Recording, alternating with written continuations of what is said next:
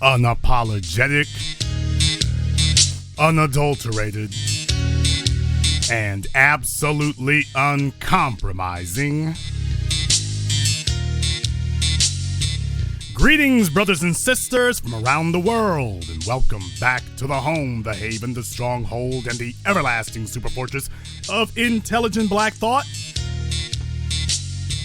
This is the BlackChannel.net radio program, and I am, of course, your host, your brother, your humble servant, the Black Authority. I wasn't able to join you all this weekend because I have been dealing with a few situations, so we were able to get that taken care of, but I'm glad you were all able to join us tonight. I won't be taking telephone calls, but I will be dealing with a few subject matters that were on my mind here. So, without further ado, I'm going to be joined, or at least prospectively be joined, by my co-host from the business, Marie Kenya. Welcome back to the Black Channel. I'm glad you were all able to join us. Well, few things on my mind I wanted to discuss here tonight, and do not be surprised if, for some insane reason, I am unable to finish. A lot has been going on, and I hope that I'm going to be able to give you all some of the details here in the coming weeks. Very productive weekend here, very productive weekend, so details will be coming here shortly, I'm sure. I have a feeling I'll be able to get started with that shortly. So, to make up for this weekend, and I decided to just do both at the same time, I was like, okay, if I gotta come here, why don't I just do the regularly scheduled program and I'll do the business at the same time. So tonight, for those of you, if you've never tuned into the business before, you'll have an opportunity to hear that now. And don't worry, Marie clears her throat, she burps, she belches, she cleans her toenails. So if you hear little sounds like that, just be aware that's just her. What we're going to do tonight was I wanted to discuss what happens when you lose faith.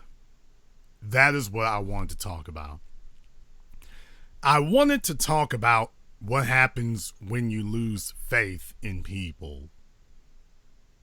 This is something that we don't get to discuss and that we don't talk about, but that is really an important thing to discuss. Because the reason that most black relationships do not work is because of a lack of faith, and I'm going to explain why here tonight. I was reading a story that had come out here earlier today. People are talking about this, and they were discussing, of all people, Kim Kardashian, and apparently on their Keeping Up with the Kardashians program, there was a statement that she had made referencing the sex video. Can you call them sex tapes if they're not actually put on tape? But anyway, we don't use tapes anymore, people would. All right. So her sex tape video with her old boyfriend, Ray J. I'm going to play for you the audio from Entertainment Tonight, where she states what she says happened and the reason why I wanted to host this broadcast, because this is very important and very educational. I want you all to hear what she had to say, and then we're going to come back and discuss that. Back to Kim's major confession. While chatting with Scott and Kendall about her recent high school reunion, the 38-year-old reality star recalled her past as a former wild child, and she dropped this unexpected bomb on us. I did ecstasy once, and I got married. I did it again. I made a sex tape. Like, everything bad would happen. You were high on ecstasy when you had that sex tape? Absolutely. Everyone knows it. Like, my jaw was shaking. So, now you heard it. Now, I want to replay it again, because I'm not going to replay it 1,000 times. I am going to replay it again, because I do want you to hear what she said. Just so you make sure you guys, very short, should be very easy to remember so we don't have to keep going over and over on this again. So, gonna go ahead and do that here for you now so you can hear it one more time. Back to Kim's major confession. While chatting with Scott and Kendall about her recent high school reunion, the 38-year-old reality star recalled her past as a former wild child, and she dropped this unexpected bomb on us. I did ecstasy once and I got married. I did it again. I made a sex tape. Like everything bad would happen. You were high on ecstasy when you had that sex tape? Absolutely. Everyone knows it. Like my jaw was shaking. Definitely. So, the reason why I wanted to talk about this is there's a number of different levels about this. And as people, I want to discuss why this is something to think about. As a man, you have to understand it is very difficult to feel confident when your woman has been seen naked by a bunch of people. Very difficult to feel confident about your relationship with your woman under those circumstances. Very difficult to feel confident. She's had, a decade now to say that she was on drugs that night. I'm going to tell you the first thing that came to my mind when I heard her say that statement. When I saw the headline, that I was on ecstasy when I made that sex video. First thing I thought was when white women like to say, I was doing drugs back in college when I had sex with those black guys. If you find video or pictures of her with a black boyfriend back in school, what they'll say is, I was on drugs. We were all doing drugs back then. I was screwed up XYZ. So they can somehow pass it off and hopefully get forgiven for daring to sully themselves with the Negro. Second thing here is that Ray J should be kind of worried when you have sex with a chick and she's talking about she was doing drugs at the time. In this environment, that usually gets followed up with, I didn't consent. Usually kind of gets followed up with that. And if you don't believe that can happen, you better ask Bill Cosby. Better ask Cosby if that can happen to you. Because Cosby thought that he could do drugs with the women. And when it was over, they were saying that he had drugged them, that he was doing drugs on the women, not with them. So, think about that for a moment. That's a very dangerous situation that she is proposing. See, the white boys will get off with no punishment, but if you're black, even with Kim Kardashian's track record, that's what happens. Assuming that does not occur, because we can't say. The real question is, why is this happening now? There's a lesson here to be learned. There's a lesson here to be learned for everybody about this, about why this is happening. And I'm going to tell you exactly why, after all these years, that she is jumping up with this cockamamie, fabricated science fiction that she's trying to pass off right now. This Lord of the Rings fantasy that she's trying to sell people on. I want to explain it to you right now about why that happened. And the reason that occurred is because of a video that was made. And I want to play that for you, okay? I want to play this video for you for those of you who have forgotten about it, whatever the case may be. Remember this video? I just wanted to express some things that were not sitting right with my spirit. Now that I'm about the sunken place, I can think and I could just be yay and just express how I feel. There's a couple things that I want to address. First of all, I want to address Nick Cannon. Like, I understand that you used to date my wife, but, you know, you get in an interview, don't mention my wife. If someone brings my wife up, you say, hey, I respect that man. I'm not speaking on that. Don't be making no suggestions like nobody fucked my wife. Now, the next thing is with Drake. Yeah, I told you that if I wasn't in a medicated state, I might have had the thoughts to... Hold on, this train going by.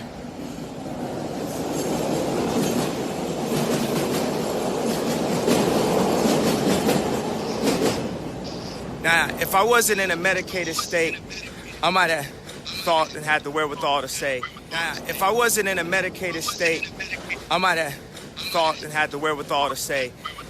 hey, Pusha, don't diss Drake on my beat. And I spoke about that and took accountability for that.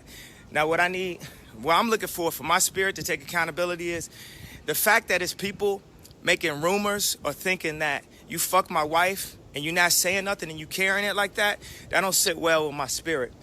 You know, if I had a girlfriend from Chicago, her name was Renita, and then you was married to Rihanna, I wouldn't make no song called Riri. Well, brothers and sisters, there you have it. There you have it. That was the reason.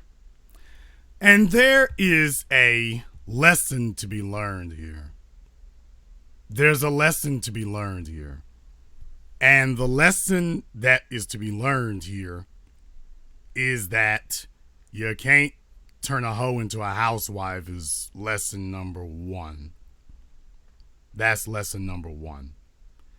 Lesson number two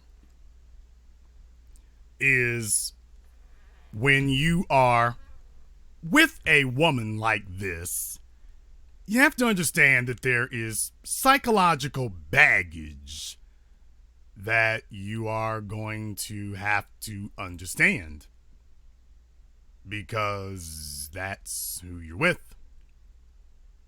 There is psychological baggage to understand. This image that you're seeing on your screen right now, this is a very difficult thing for a man to accept. Very hard and very difficult. Because Ray J knew what he was doing when he did this. He was branding. He is branding her. He understood by doing this picture the way he was, you know right here, nobody kisses you looking into a camera. He's doing that saying, yeah, for anybody after this, yeah. He was branding her.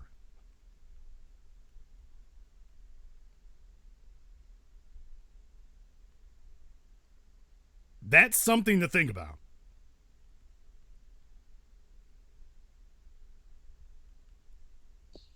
That's a devastating image to have because it's bad enough that you watch somebody get your woman naked and make mad, freaky jungle love to her on video. That's bad enough. Now you see this picture right here and the nigga is just bragging about it. And it puts a thought into your mind. And the thought that it puts into your mind is something that Kanye has been unable, and obviously in recent years, it's magnified and gotten worse. Kanye is saying to himself, did she like it with him more, or with them, sorry, not with him, but with them more than she did with me? That's the question that he's having to ask himself. Did she like it with them more than she did with me? Because let's just be very honest. Let's just be very honest right now. I want you to take a look at this picture. There you go. There's your woman 10 years ago. By the way, she looked better 10 years ago than she does today. It's just life. Today she got stretch marks. Her plastic surgery is sagging everywhere. She's starting to look like a mutant. It ain't so good. Now, when she was with these fellas, the surgery was new and it looked more natural. Today, her body is trying to revert back to what it naturally is. So her face ain't quite looking the same, and all those implanted areas don't look the same. But I want you to take a look at this picture right here. This is Reggie Bush when he was with the New Orleans Saints before they went to the Super Bowl, I believe, because he was not a factor. But he was one of the biggest players in the NFL at that time.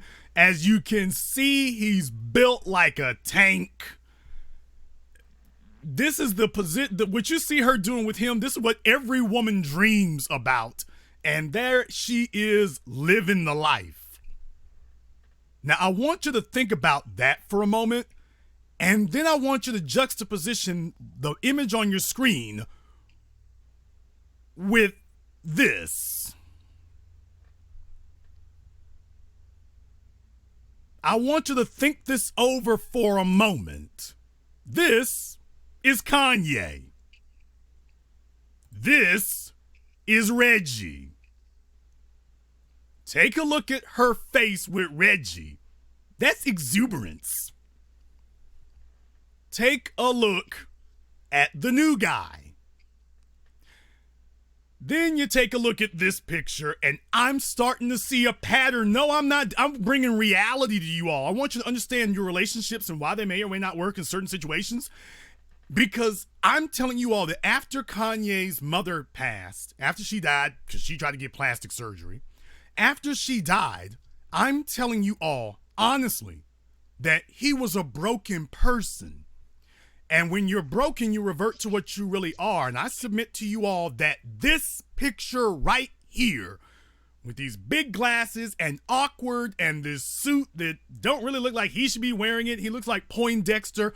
I'm telling you all that this was Kanye West trying to talk to you and tell you that this is how I see myself. I see myself as socially awkward.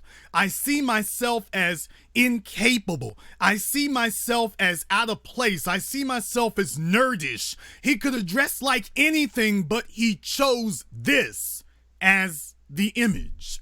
He was trying, at that point in his life, he's telling you, this is how I see me. This is how I see myself. I don't see myself as some type of playboy. I don't see myself as some type of sculpted Greek statue, some fitness model. I don't see myself that way. That's not me. This is me. This is who I am. And so he's looking at Ray J. Take a look at that diamond-studded earring. Who the hell shows up for a sex video with a diamond-studded earring, by the way? He showed up dressed to impress. This is supposed to be the uniform of being fly. This is where he is. And then you've got them with Reggie Bush sitting here. Then you got him sitting there. And for what reason? For what reason?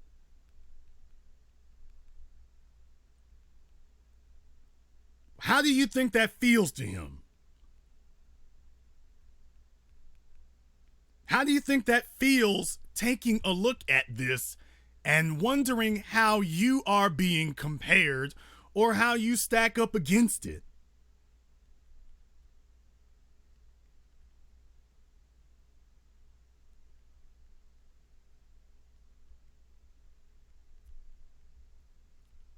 Pushes him even further over the edge, I'm sure. Well, I mean, think about that for a few moments. Yeah. That as a man, you have to feel confident about yourself. How in the hell do you feel confident when your woman's claim to fame is this? Now, I can't show the other images. And ain't that a damn shame that your woman's claim to fame, we can't even really show it anywhere? And what I'm saying is that this has taken a toll on him. And she finally got what she wanted. She has overachieved. Because she wasn't supposed to be on the market for anybody, and she overachieved. She overachieved. And with that being the situation, she's trying to hold on to him. But the problem is that your man has lost faith in you. That is what has occurred. He had a fantasy of you when you were all younger and just standing around, and when he first met you, and this is the way that men are, by the way. As men, we create an idealized version of a woman in our minds. When we meet a woman, we idealize them. A woman has the ability to lose us. We've already crafted an image. All you gotta do is just not mess it up. That's all you have to do. Once the men have created this fantasy image of you in our minds, the only thing you have to do as a woman is just not mess it up.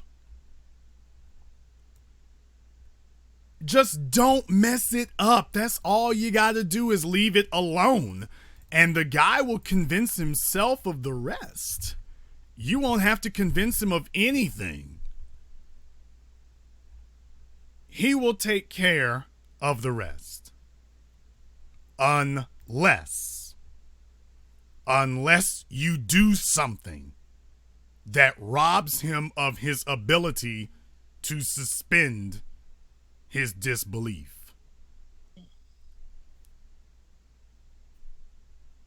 And he's no longer taking the illicit drugs or the pills that he was talking about as well. So he doesn't have that delusion of confidence to deal with this bullshit anymore, seemingly. Well, here's the problem. There's nothing new. Everything that's going on has been going on the whole time. Something has changed that he is no longer willing to accept the environment anymore. He's been in the environment all this time. He has lost his ability and his desire to accept it.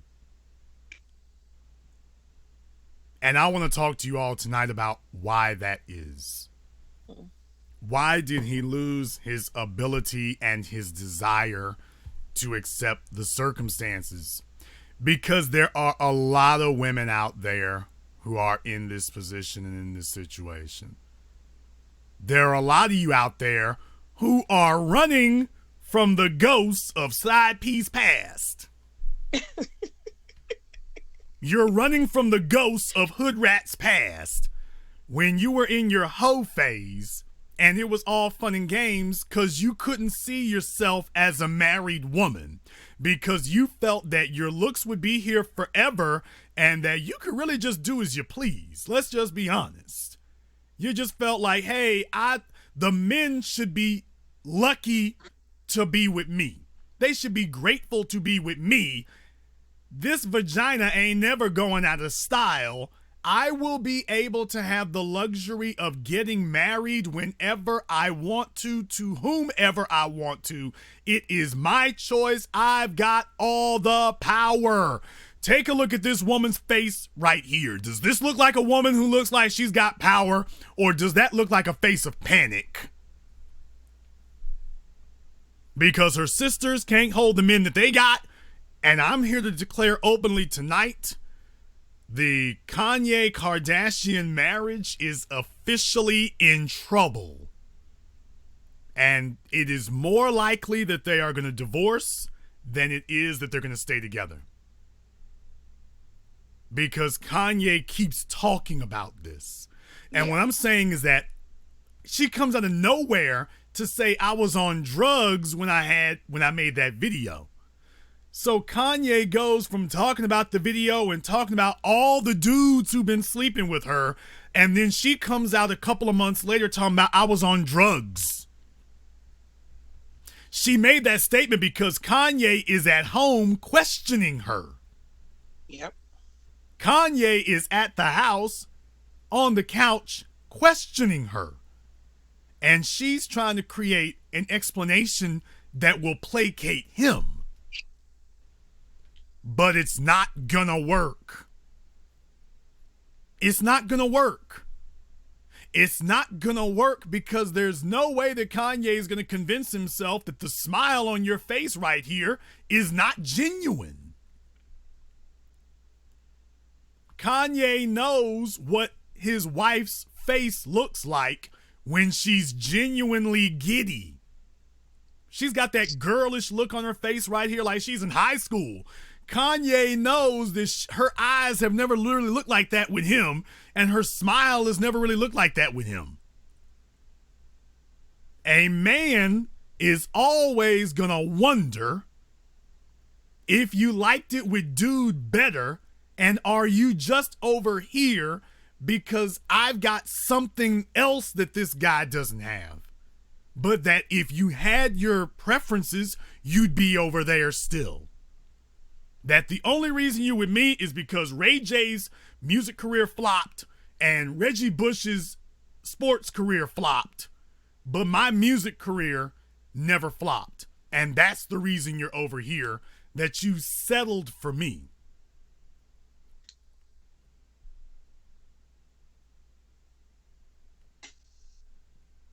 When your man starts asking himself those questions, your marriage has terminal cancer.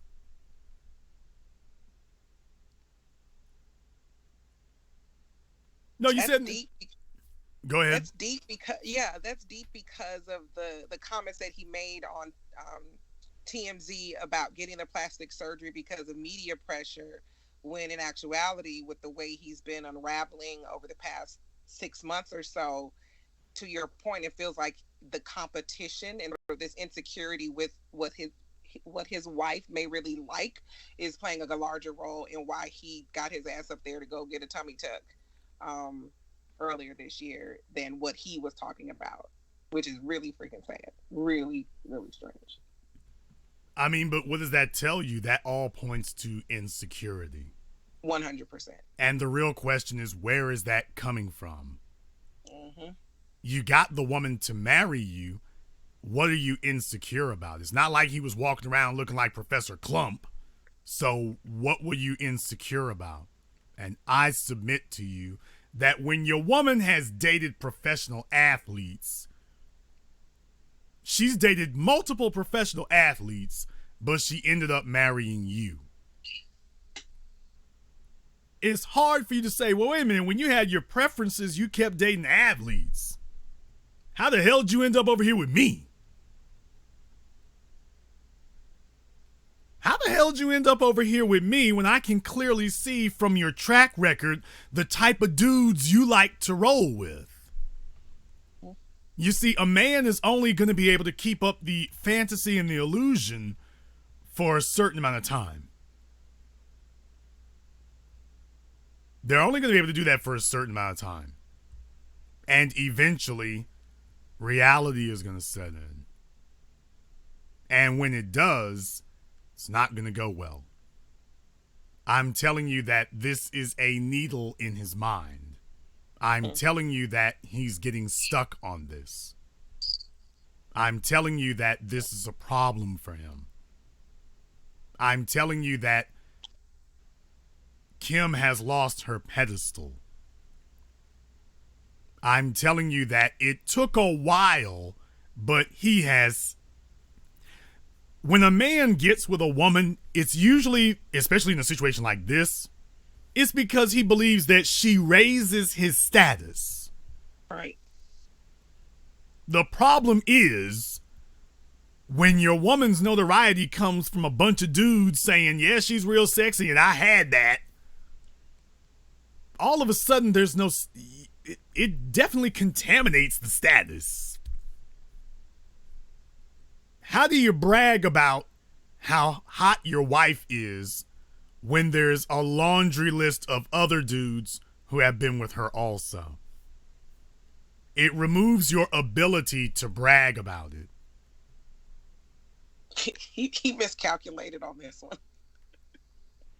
Well, remember what I said last week when I was talking to Tobias, and he was talking about how he saw white folk doing business at a funeral. At a wedding, but yeah. I'm sorry, at a wedding. Yes. And remember, I followed up by saying, dude, they'll do business at a wedding, they'll do business at a funeral, but the other thing that people don't think about, remember I mentioned this, is that in white society, you'll notice this a lot, that the women, when they're at the wedding, if a woman's been married twice, she usually already knew husband number 2 at the same time she knew husband number 1. Very much so, yes. Now, I wasn't able to bring it up, but you all seen that Throwback Thursday picture that was posted with Kanye, Ray J, Kim before she got her surgery from years back. They were all at a party. They were all in the same place. Kanye was with Amber at the time. Amber Rose. Mm-hmm. And Kim was out here living that life. There are a bunch of females out here who've been out here living that life. When you were young and told yourselves that you were free to be a hoe,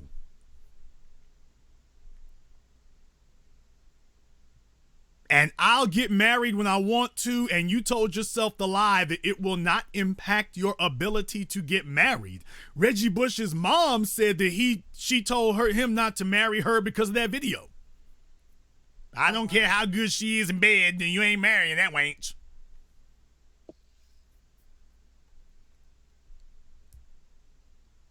He did, and he went and got a lookalike, but he did not marry her. Think about this for a few moments, though. Think about the fact that she already knew Kanye when she was running around with Ray J. Think about that for a few moments. And Nick Cannon said that he believes that he introduced them as well. That he introduced Kim to Kanye. So it's friend to friend to friend.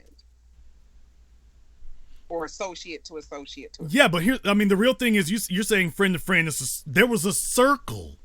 Mm-hmm. And she basically has made the round of the circle.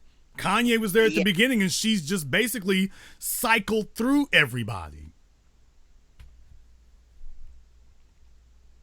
That's what's ended up happening. She's basically cycled through everyone. Sure. It is very hard to feel like you got something special when the chick that you're dealing with, you now are older and you're not looking at her as sugar and spice and everything nice and buying into some fantasy. You're seeing it as, it wasn't that I was special, it was just my turn.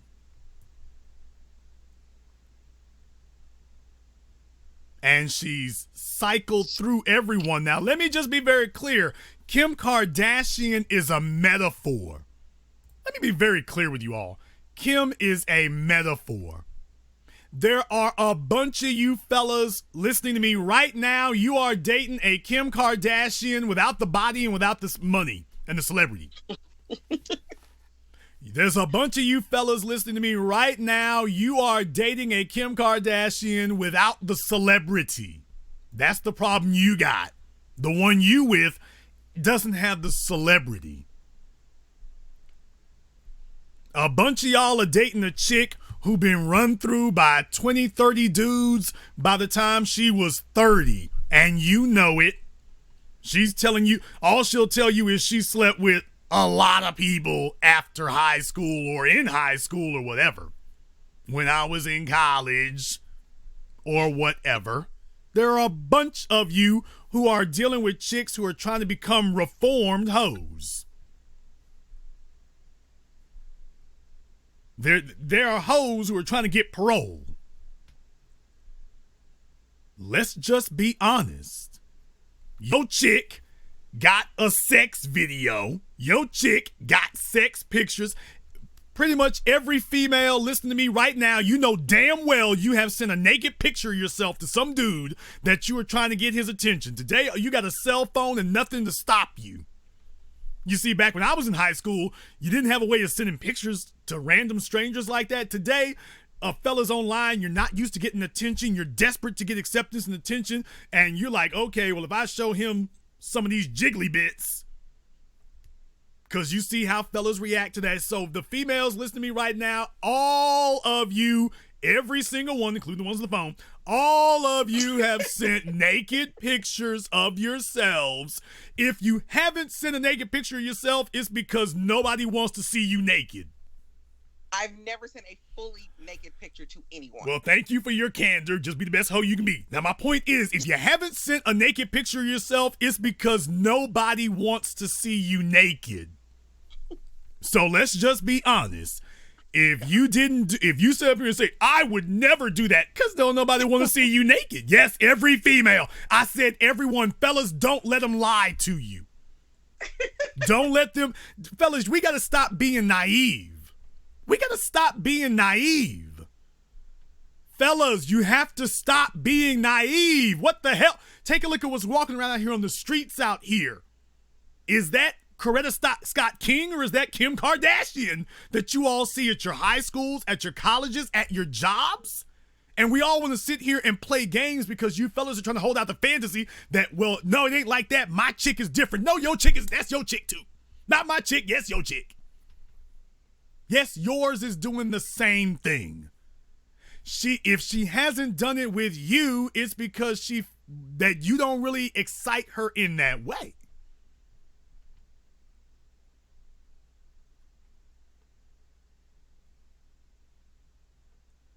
That's the problem that you're running into. If it doesn't excite you, if it doesn't excite her, that's how you end up like that.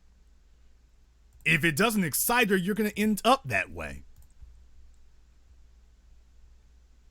And we sit here and feed ourselves lies about it.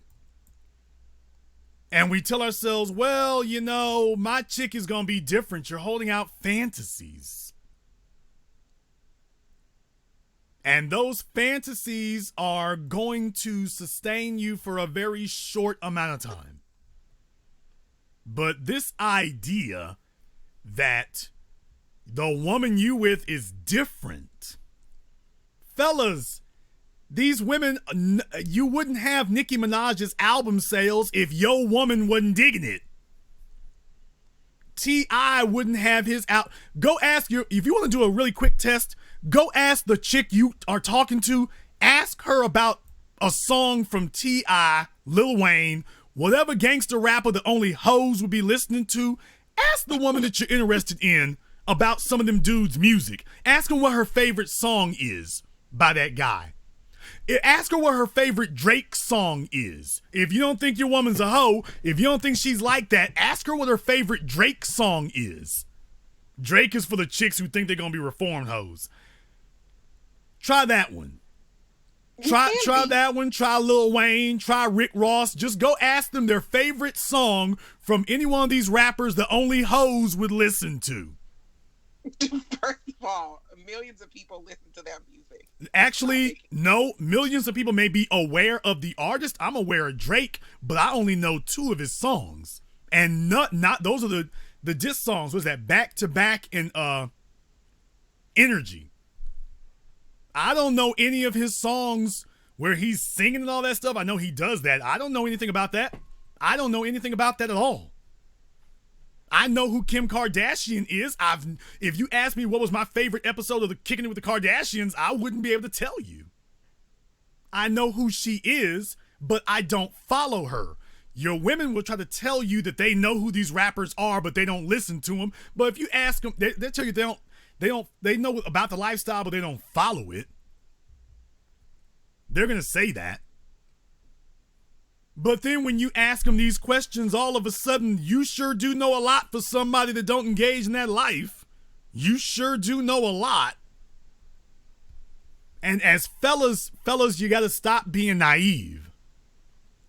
I mean, I'm not even saying this to be disparaging. What I'm saying is that everybody needs to put their cards on the table, and if the fellas are walking around acting naive, then you're not being honest with yourself. And this is why a lot of your relationships don't work, because you're walking around in a fantasy. Now, you need some fantasy element to it, sure. You need some fantasy element to it, but it's time for you to accept the truth. Not a fantasy. And Kanye is a metaphor for a lot of black men out here. Fellas, there are a lot of you who are Kanye. You just don't have the money. And you are dealing with a chick who is a Kim without the celebrity. Let's just say that like it is. And you're thinking you're winning, and you might be if you don't get her pregnant and don't marry her. You might be. But fellas, I brought you this public service. This public service announcement has been brought to you by the letters TBA. And the reason I'm doing this is because there have been so many misnomers about this. There have been so many misnomers about this. And we're not being honest about the situation that we're in. You're not being honest. Most of you guys sitting on here right now understand something. And the real thing here is that that Kanye doesn't actually see the situation the way it is. Fellas, I want you to understand something. Kanye does not see the situation the way that it is. He doesn't see it that way. I'm just going to be totally honest with you. This Kim Kardashian was the dumb one. This was the stupid Kim Kardashian, the one on your screen right now, the one who's letting herself be recorded naked with some dude. That's the dumb one. Because you see, the reason that he wanted to record the two of you having sex is so that he could permanently put his marker on you.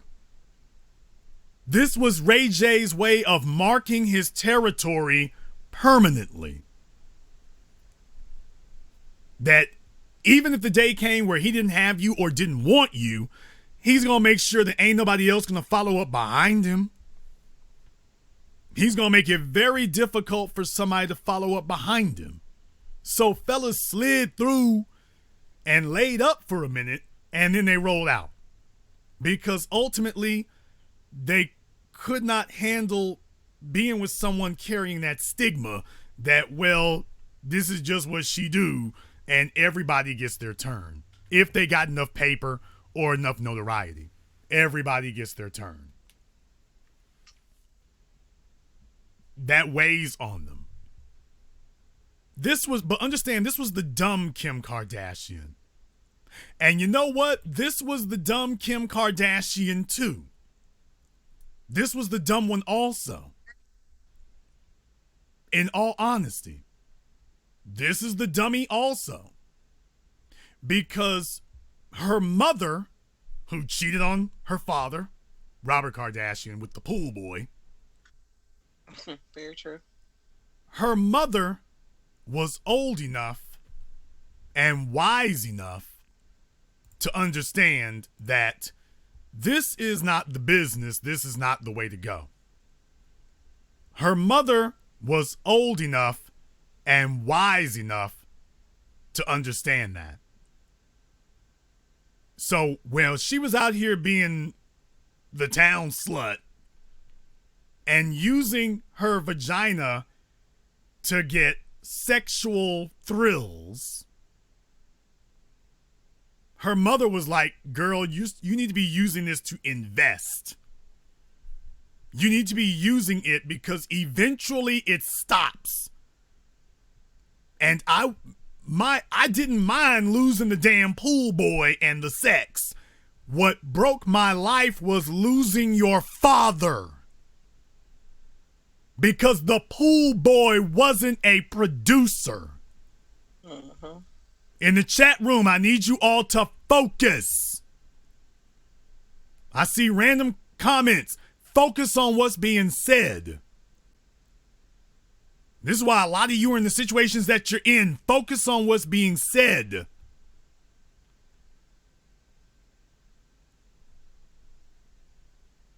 Kris Kardashian did not regret losing the pool boy. I don't know how he made her toes curl, but she didn't regret that. What she regretted was losing a producer. That's what she regretted.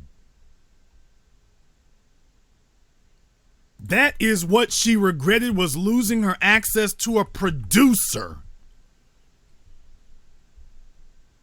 The pool boy did not change her life. Robert did.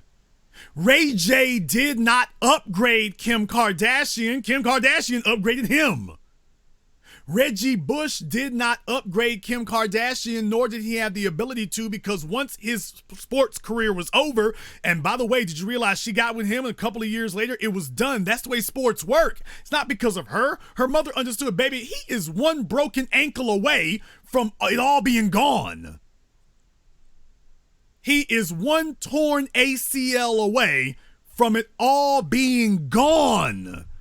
You're young and stupid thinking, oh, he's got such a hot body. He is one injury away from it being. Remember, the Redskins quarterback just got hurt in the game, and they're talking about he may be done.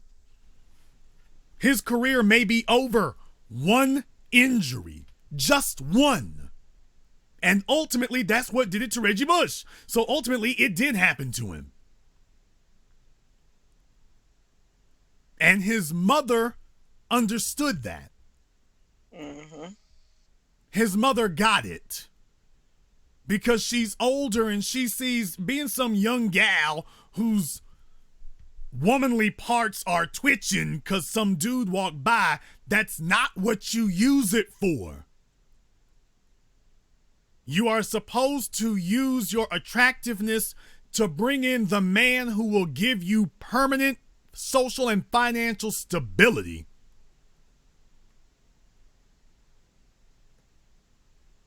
That's what you're supposed to be doing. And ultimately, that is not what occurred. Well, I mean, ultimately, that is what occurred, but not in the correct order. Right. And now it's causing problems. Because the man who is producing wants to feel like the most important person. But he doesn't feel most important because what he's looking at your vagina resume, and he's seeing dudes that you can't sit here and tell him that Reggie Bush is a damn loser. We're seeing these guys on your vagina resume. This is where he's keeping company. It's hard to feel like you've accomplished something special when fellas who are supposedly beneath you have traveled to the same places you have. How can you tell yourself that these guys are beneath you and yet they've gone to the same places you have?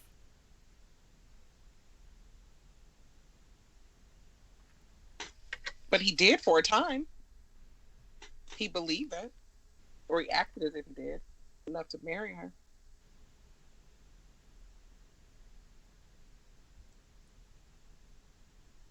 Well, there's something to it. Mm-hmm. When you see a bunch of dudes that, if she's going to tell you, you're much better than Ray J, you're much better than Reggie, you're much better than, was it Chris Humphries? I want to say it was Chris Humphries. You're better than Chris Humphries. You're better than Damon Thomas. You're better than Ray J. You're better than Reggie Bush. Damn, woman, that list is a little long, ain't it? Nick Cannon. Nick Cannon. That list is a little long, ain't it, baby? Okay, but even if I'm willing to disregard how long your damn list is, you're telling me that all these guys are beneath me. If they're really beneath me, and if your judgment is correct that these guys are beneath me, how did they get to you first? How did these guys get to sleep with you first if that's not really what you wanted?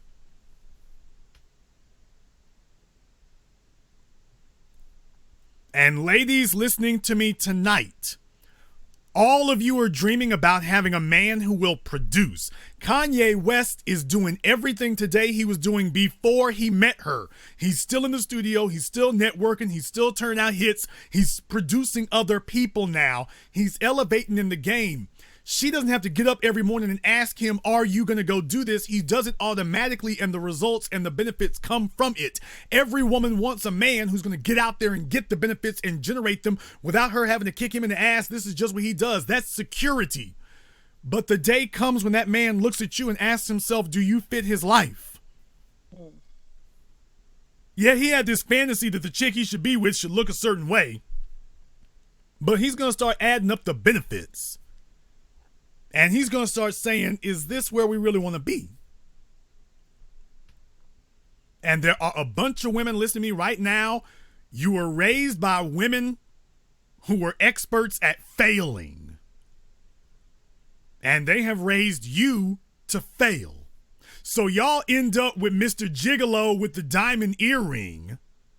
But you don't end up with Mr. Producer, who is able and willing to buy you the diamond earring. See, these are basic questions that you don't ask your mammy when she was failing. Mama, do I want to be with a man who dresses good? Or do I want to be with a man who spends his money on dressing good? Or do I want to be with a man who dresses plain and would prefer to spend his clothes money on my clothes? Because a man has a clothing budget. He's either going to spend it on himself or he's going to spend it on his woman. How many of you had mothers who taught you that his clothing budget for himself is irrelevant? If he's not spending it on you, it's irrelevant. This is true. How many of you had mothers who told you, baby, he need to dress fly. He need to have the snakeskin boots. None. How many of you had mothers telling you exactly the opposite of what I just said? A guy needs to dress fly and all this old mess. How many of you had mothers who told you that? Who implied it, who illustrated it, who expressed to you that that's what you should be looking for. You need to get a guy. I'm telling you right now, ladies, if the man that you are dating has 10 pairs of shoes, he will never buy you one pair. I'm telling you right now, if the man you are dating has 10 pairs of shoes, he is not a producer. He's not going to buy you anything. Don't tell me about some damn exceptions to the rules. All of you females watching these fellas go to the club and he's got a different pair of shoes for every day of the month. Those are the fellas you complain about being the baby daddy. He bought clothes for himself, but never for you. He bought shoes for himself, but never for you. He bought a car for himself, and you got to go pay for your own clothes. You had to pay for vacations for him to go on because he didn't spend money on you. He spent it on himself.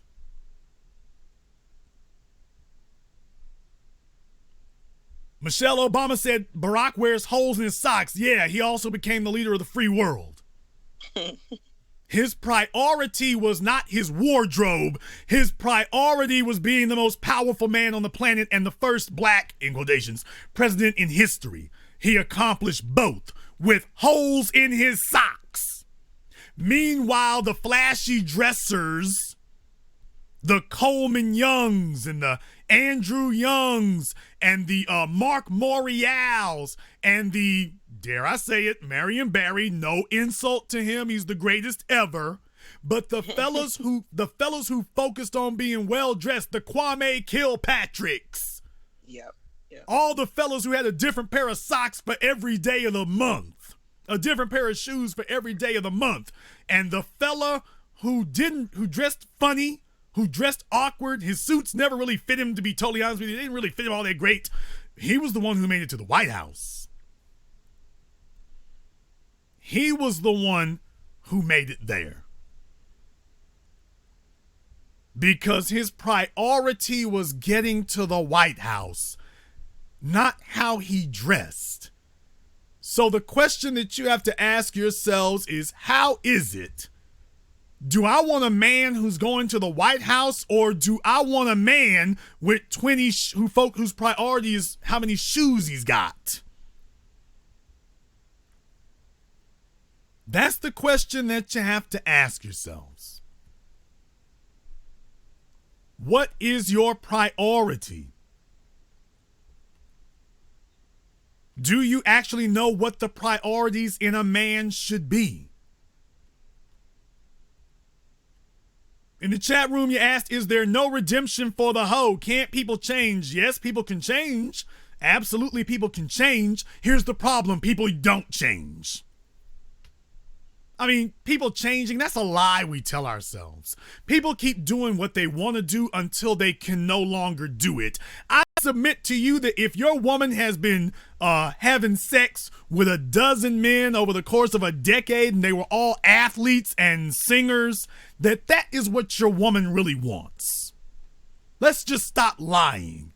That's what she really wants. Ladies, if you're dating a dude and he has spent his whole life dating biracials, every female he's dated, or dating non-black women, his whole life he's dated non-black women, and then somehow he ended up with you, Kenya. Somehow he ended up with you, a dark-skinned black female. If you're sitting there saying to yourself, well, if he ever tells you that I was dating all these white women, but I really wanted a dark-skinned black woman, you'd have to be pretty silly if you believe that. Yes.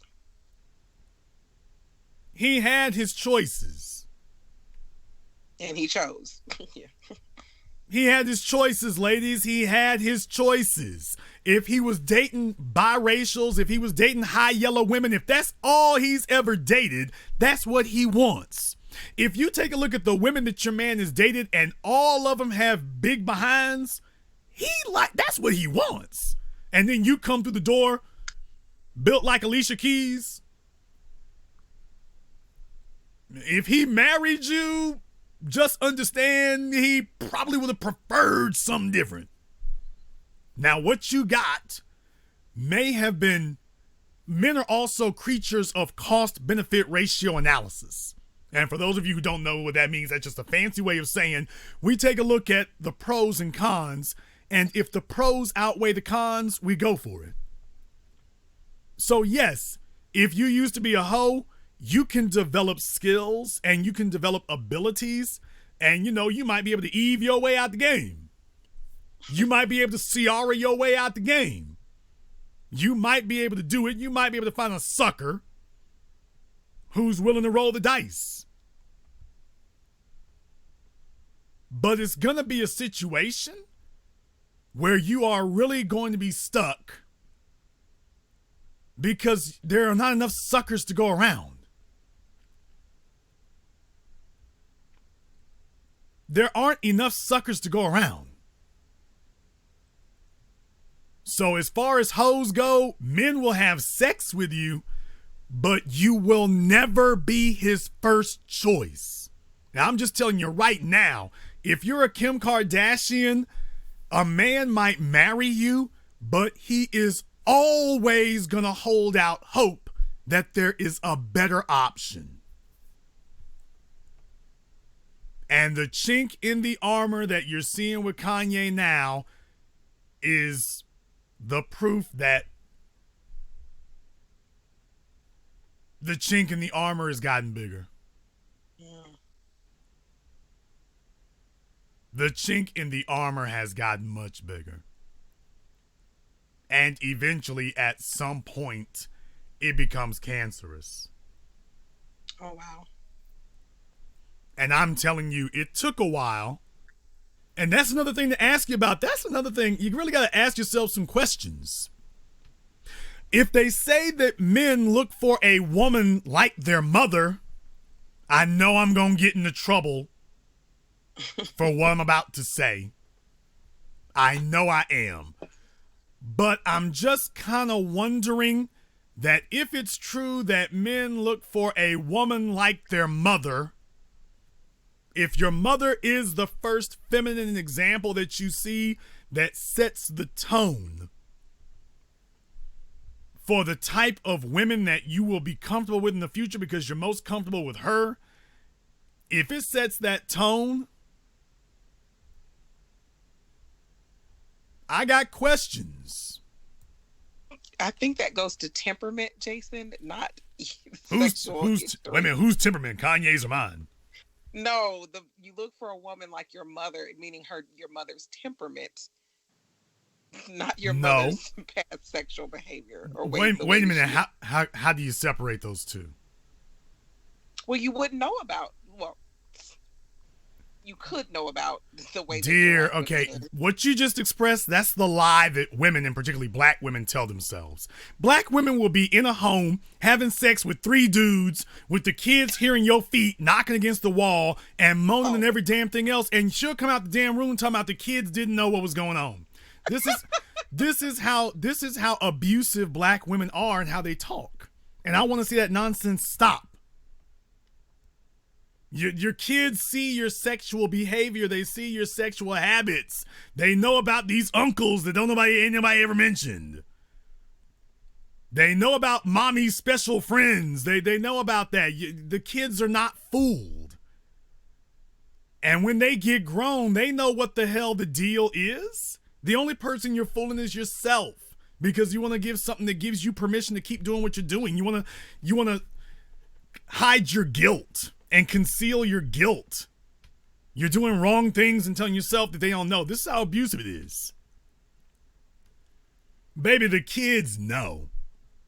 And they certainly know mama's sexual habits.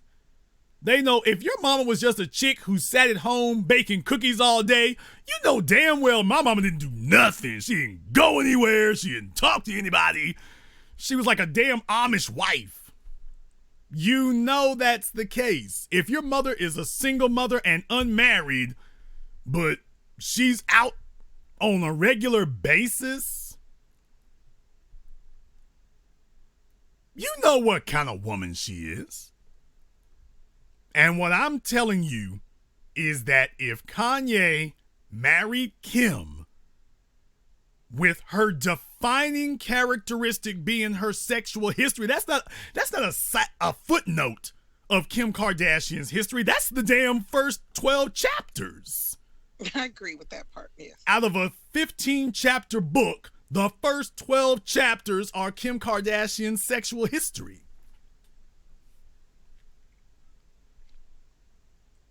So we can't say that's just a minor footnote or this is just a side element.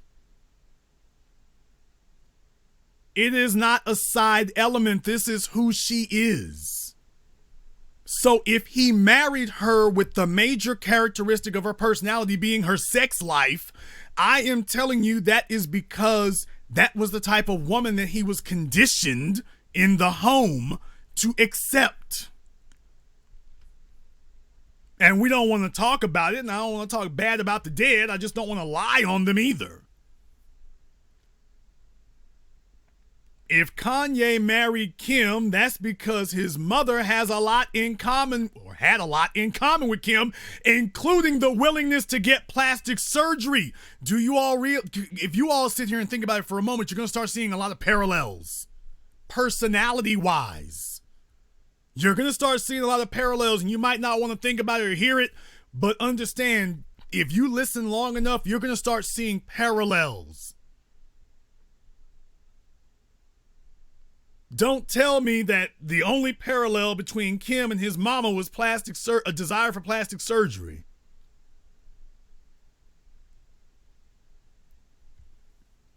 Don't tell me that that is the only thing that they had in common. That's nonsense. And this is going to be a tough conversation for you to have. It's going to be tough for a lot of you because a lot of you know your mamas were doing this, and next thing you know, you're just kind of out here dealing with these emotions and not really sure what to think about it, not really sure what to do.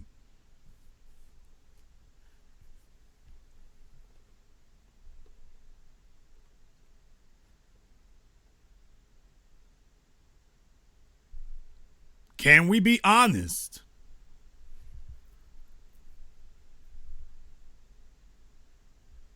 Can we be honest? I don't know. Maybe we can't be. Yes, we can. We can. It's important. I agree. I still think it has to do more with temperament, but I do agree that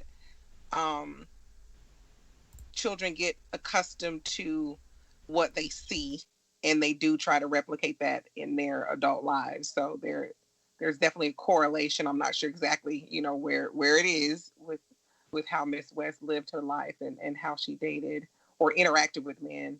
But there's definitely going to always be a correlation between what we saw and what we thought was acceptable in the home and how we choose to live.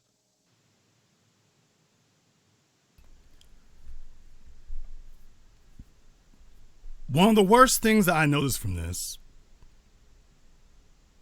and I'll just be honest about this, the real reason that this struck a chord with me is because there are a lot of females in Black society who are Kim Kardashian, and she told herself that what she had going on between her legs was just priceless. That it was never going to go out of style, that it would eternally retain its value. And she's right. For a man who just wants sex, hell, they'll be sleeping with chicks in nursing homes. So that's never gonna lose its value. But what will lose its value is when you attempt to take that to a producer. And Kanye is a victim of nostalgia. I wanted to say that. The moral of tonight's program is what happens when you are a victim of nostalgia. Ladies, I want to teach you tonight about how to use nostalgia to your advantage. How to properly use nostalgia to your advantage.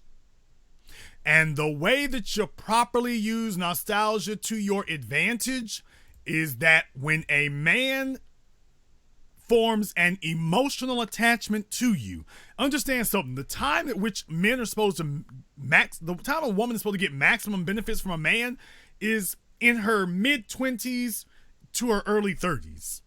That's when you're in your prime, and this is as good as it gets, and it's all downhill from here. Physically. It's all downhill.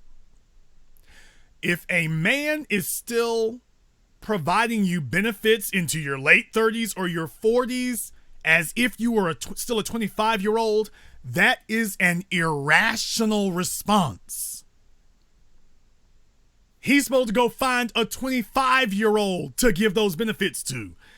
He's giving it to a 37-year-old who cannot compete with a 25-year-old. Your job as a woman is to get him to make that irrational connection. But the only way you can do that is if he makes an emotional investment and connection to you.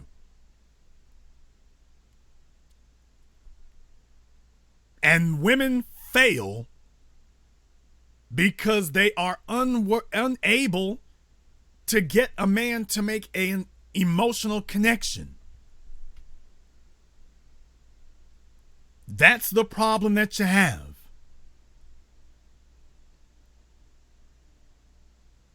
The problem that you're having is the men are not making that emotional connection. When he first met you, that was the time for you to be getting him to be emotionally attached. So that when you cross that 30, 35-year-old mark, when you cross that mark and it doesn't work, when he starts seeing younger women, he doesn't jump up and trade you in.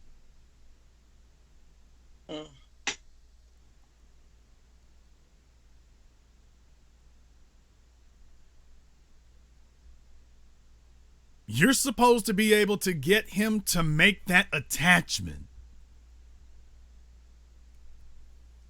So that How even so? when you're no longer 25 years old, he's not looking for a 25-year-old to replace you with.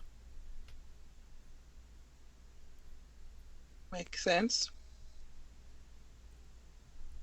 But if your priority is yourself, then you may be laying these landmines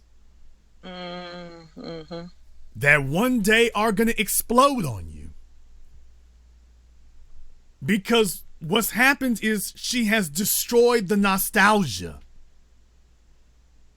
He knew about the other dudes, but he remembers her from years ago. And just like dudes chasing porn stars, he wanted the female that she was then. And as far as he's concerned, he had to wait a little while, but that was what he wanted.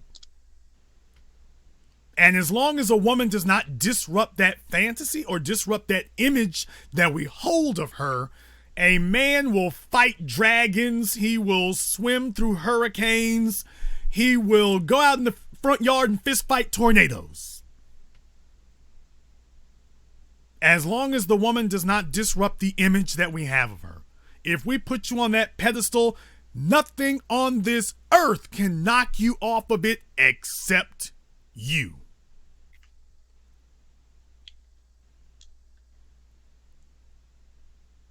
And so many people have set themselves up for failure. But as a woman, if you can keep a man invested in his nostalgia, then he'll stay there for the rest of his life.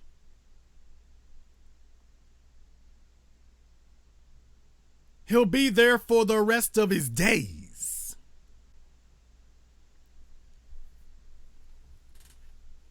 He's not going to go anywhere. Can you explain what you mean by keep a man in his nostalgia? Well, in this case right here, the fact that he came back to her, he had Amber Rose, but clearly he was just waiting. Yes, they were friends. Yeah, she alluded to that. Yes, Obviously, he was waiting for her to stop with the damn riffraff. Mm-hmm. The fact that she knew this, she didn't just come after him at some point. She went to him when all the other options were no longer available. Yes. She went to him when all of the other options were no longer available. That was when she decided to come to him. Okay, we'll see about messing with you. Now that I've had my fun with Reggie Bush and Ray J and Chris Humphries and whoever else. Now that I'm done with that, I guess I'll get with the responsible guy.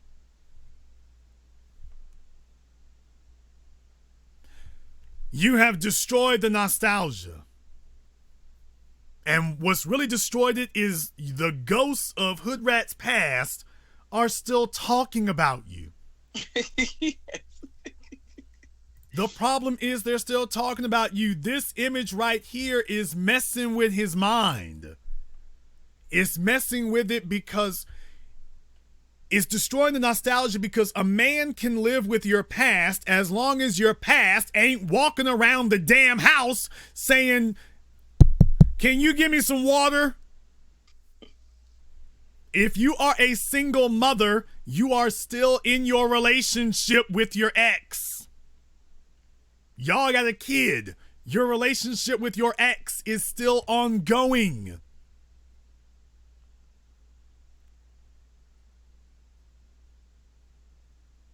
Your relationship with your ex is still an ongoing situation. If you have an STD, your relationship with your ex is still ongoing. Well, that's true. You can't if your exes still work at your job with you or are able to get people to talk about you, then your past is not the past.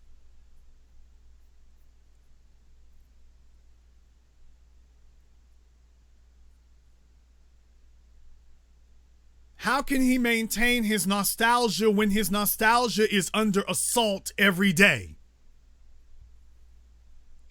And it has not helped over the years that Ray J has gone from like clowning but still having some recognition with his reality shows to becoming more and more legitimate. Like he won't go away, and I've often thought that it keeps the attachment to Kim Kardashian out there, where it wouldn't even be a thing if Ray J had not continued to grow his success over the past 10 years the way that he has. He's on TV every day for the past 10 years. Now, let me be very clear here.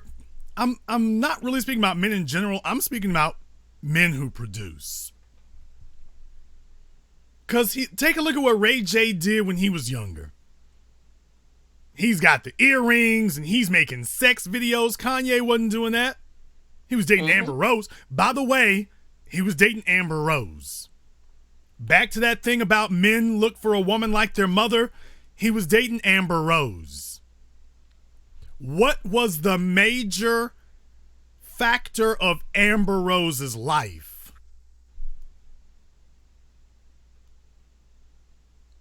She was a stripper. Sounding familiar? People, I'm not making this up. I'm not making this up as I go along.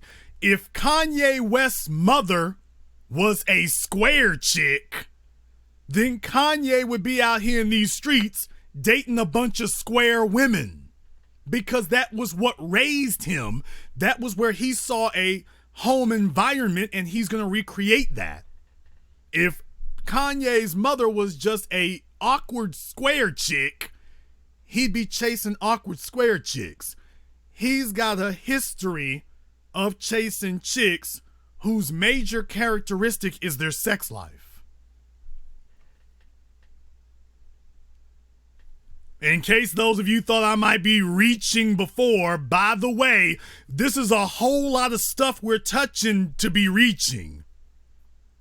We sure are touching a lot of things that we're reaching, that we're supposedly reaching, huh? We sure are touching a lot of stuff for people who supposedly are reaching.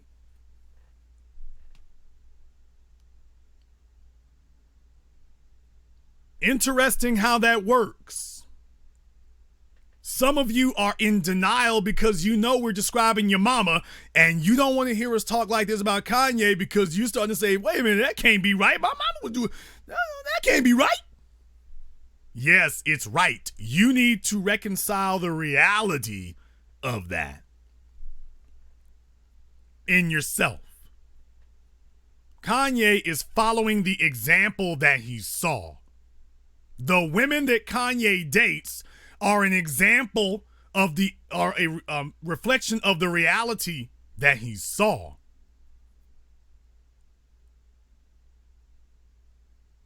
And by the way, couldn't help but notice, these are women who are not black or do not identify as black. Couldn't help but notice that. I couldn't help but notice that, by the way, they were I noticed a pattern forming there. Couldn't help but notice that there was a pattern forming there. Interesting, eh? Maybe we're still reaching and hitting all of these points, but still reaching. I've made this broadcast night because there's a bunch of you whose mamas are the same way. You're not admitting it. As I will say again, there are a bunch of you who are dating Kim Kardashians without the celebrity. You're dating the same kind of chick. She just doesn't have the celebrity. You are dealing with your mommy issues without the celebrity. Why you think you got so many black dudes out here talking about they want to date bi-yellow chicks and red bones and whatnot? What did your mother teach you? Did your mother teach you to respect a black woman's dark skin? Or did your mother sit up here hoochie mamaing and praising light-skinned females and white women? If a black boy grows up and he never sees his mother singing the praises of dark-skinned black women, your son is not going to like dark-skinned black women. If he doesn't see his mother and his father do it, but particularly his mother, she is the female example. A man can be many things, but he cannot be the feminine example to his child. And if a son sees the first woman in his life that he has formed an attachment to, and he sees her focusing her attention and her preferences in a certain direction, he'll have no choice but to be very strongly influenced by it. I'm saying that when you got a black man who dates chicks who do not appear to be or do not identify as black, they're all either white or very could pass for white, and they all got histories of being sluts and strippers. What I'm saying is, if it quacks like a duck and walks like a duck, it's not a Volkswagen. Now, you can argue and be in denial or whatever, but it ain't a Volkswagen. How many examples would you need to see before you say, okay, that's enough? How many do you need? What you've seen so far isn't enough? And those are just the ones you know about. What you've seen so far isn't enough. Because if I were talking about Kim, you'd all be saying, yeah, that's right. Some of y'all need to pull your heads out your rumps. Because you'll be very quick to say, yeah, Kris Kardashian was a hoe. Take a look at how her daughters have slept with so many people. But then when I show you the connections with Kanye, that ain't right. Why? Because Kanye's mother looks like yours and Kris Kardashian doesn't. So one you're going to give a pass and the other one you won't. This is why you're in the mess you're in, because Kris didn't raise you. And if you're only willing to call out Kris's foolery, but not the person who raised you, you're dead in the water. I'm telling you that it ain't a coincidence. I'm telling you that it's not a coincidence that it happened. It's not coincidental. There are a lot of people out here who would like to think that it is. It's not a coincidence that it happened. You can't sit up here and see this many examples and it's a coincidence. That's called being in denial. That's called being in denial.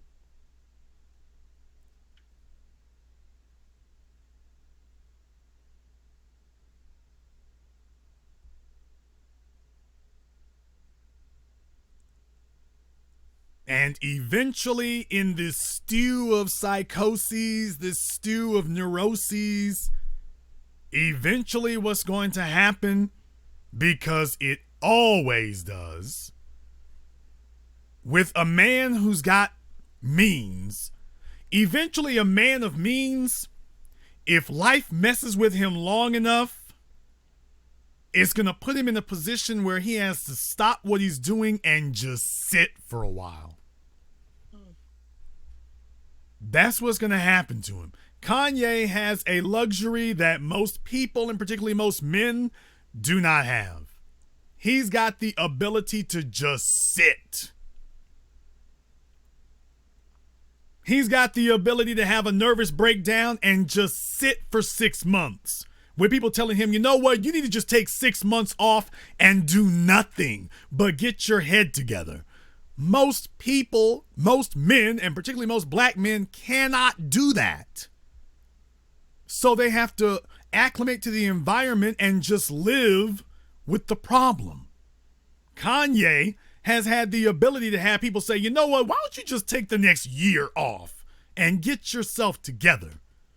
And it didn't hurt his lifestyle. It didn't hurt his income, because his income is straight. He's been able to sit and think about his life, to think about his mother, to think about the way things are. And then the woman he wants to rely on, he wants to be invested, but now you turn around and hearing a bunch of dudes talking crazy.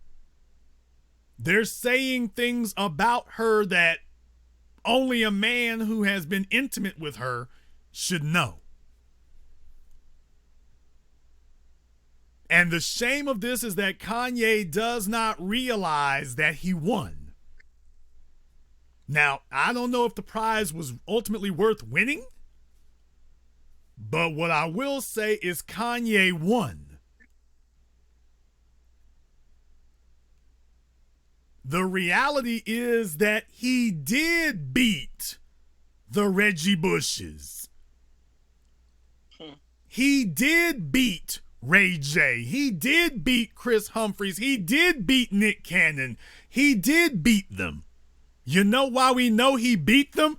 Because all of them, with the exception of Reggie, all of them would be back with her tomorrow morning if they had the ability to do so. You see, Kanye wasn't able to out-slick Ray J, and he wasn't able to out-muscle, out-popularize, out-gladiator Reggie. So he couldn't out-slick and out-playboy Ray J. He couldn't out-finesse Chris Humphries. He couldn't out-gladiator Reggie Bush. He was able to outthink and outwork them all. He was able to outproduce all of them. And at the end of the day, as the rule of force said, the strong take from the weak, but the smart take from the strong.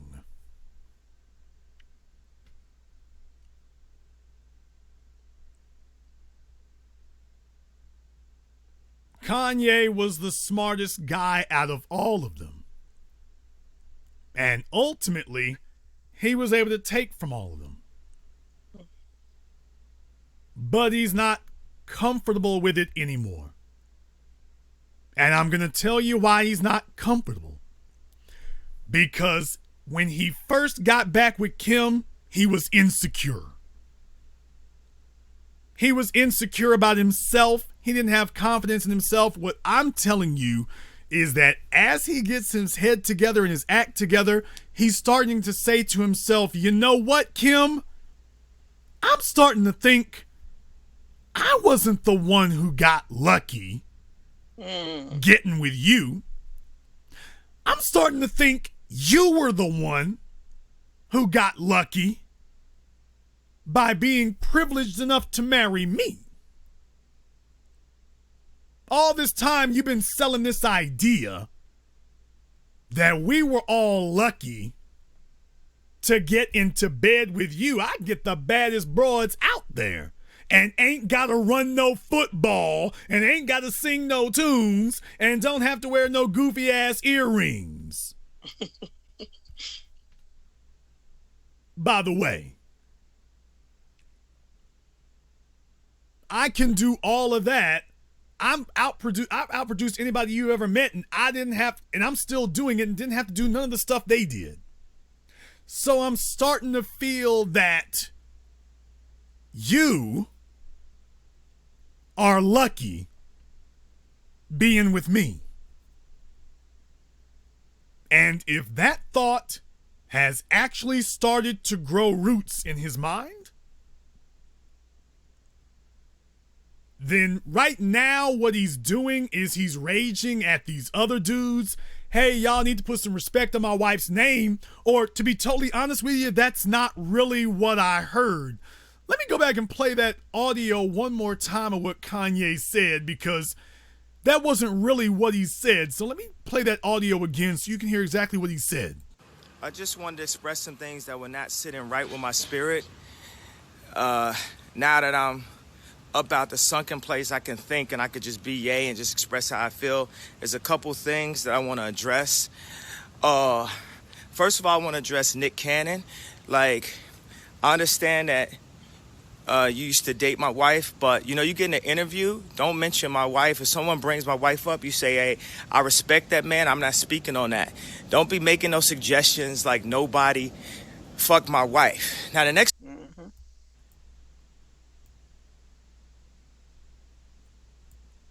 YouTube is having some issues with their stream tonight. So it might be breaking them up a little bit.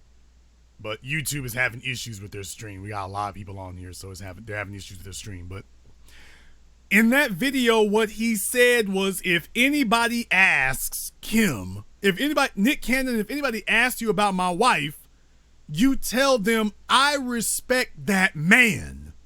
Deep. That shit's deep. But do you notice he didn't say, if anybody asks you, you tell them I respect her. That's fucking deep.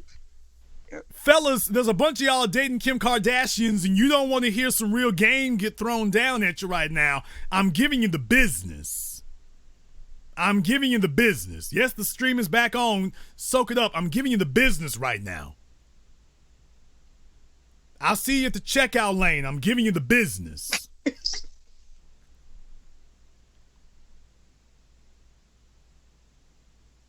Brothers, understand something here.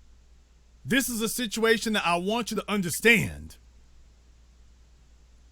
This is a situation I want you to understand. I'm telling you that I suspect what's going on is that this is a guy who is no longer telling himself that he should be grateful to be in this woman's presence. And that he started to give rumblings that she should be grateful to be in his, and that he feels like after all of these years of having to live with all of these stories and all of these people mocking him and we seen your wife naked and things, he's starting to feel like he's maybe wants to explore his options. And that Kim understands she's in real trouble. And so in a move of desperation, she's gone out and said, oh no, I was on drugs when I did that with them. She's not doing that for our benefit. She's doing that for his.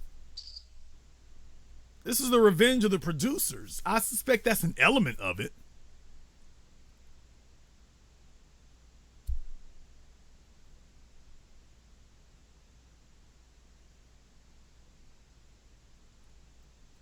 I suspect it. I think you're right. It's profound. I did some quick research and saw that really we're not reaching. There was a boyfriend that Miss Donda West had, and they lived together for 4 years. But get this, she moved her son into that man's house, and they broke up because Kanye was defiant and refused to like follow his rules. He wasn't happy with the relationship. And I saw where the gentleman said that they actually had a 6-year relationship and they broke up because Kanye just refused to kind of go along with it. But she took her child to that man's house. I'm not going to I want to be careful how I say it, but to your point, she definitely, you could hear the knocking on the wall. You know what I mean? There wasn't as much protection of him as what we assumed just because she was an English professor. Eventually, so now he's discovering his wife is just like his mama.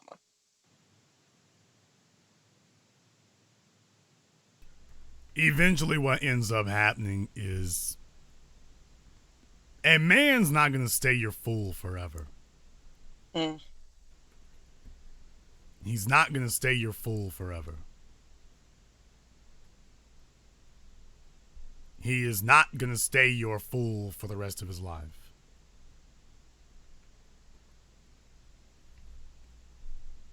He's not going to be your fool for the rest of his days.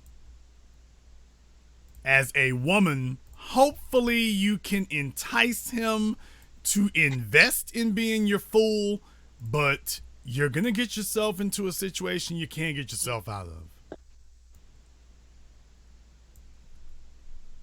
And somewhere Kris Kardashian has got to be making backup plans. Because she's seen this kind of thing before. And I'm pretty sure she sent her daughter out there and said, look, you got to go say this. Because I don't want to see another damn athlete or baller in this house. You cannot depend on athletes and ballers. Athletes and ballers are race horses. They're race horses. I didn't want you to marry a race horse. I wanted you to marry a workhorse.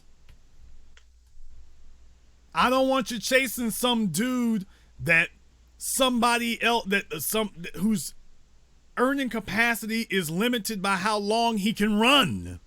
Mm-hmm. I want you to get with somebody whose earning capacity is guaranteed. That's what I want you to get with.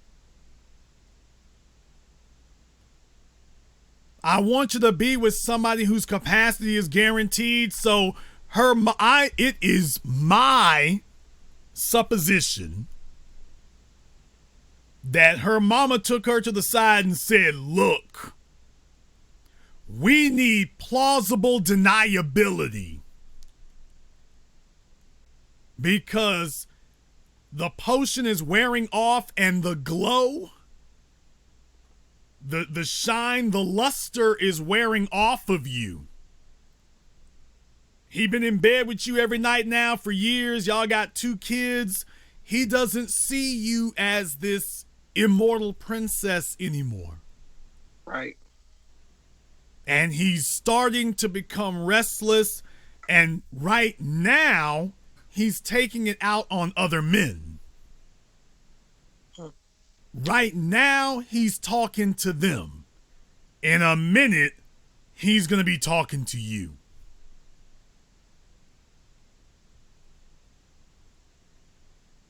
Right now, he's taking it out on these guys, but in a little bit, he's going to be talking to you. And when if he confronts you, if he gets that far along, it's over. To the ladies in the chat room listening, there are a bunch of you who raised your voice to the wrong fella and you put a grenade in your mouth and blew your head up.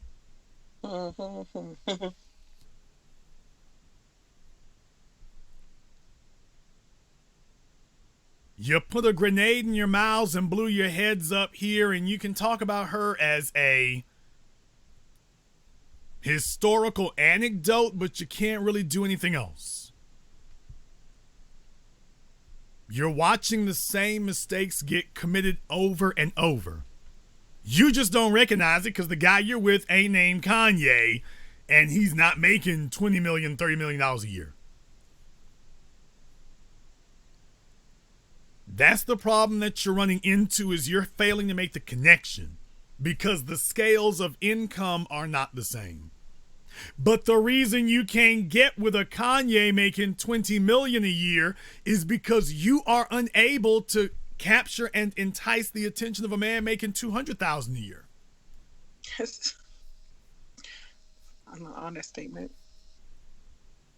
And there are a bunch of you with your Instagram booty pictures, and a man will sleep with you if you're available, and he might date you if there ain't nothing else going on, but he is always gonna know in the back of his mind that he's got better options.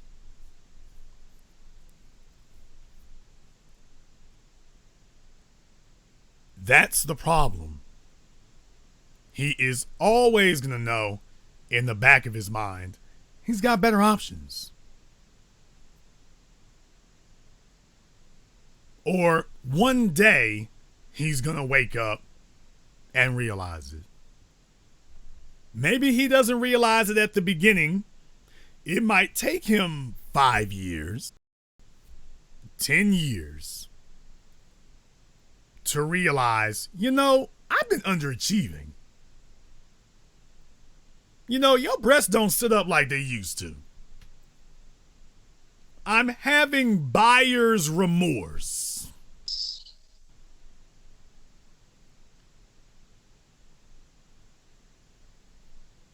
I'm having relationship buyer's remorse.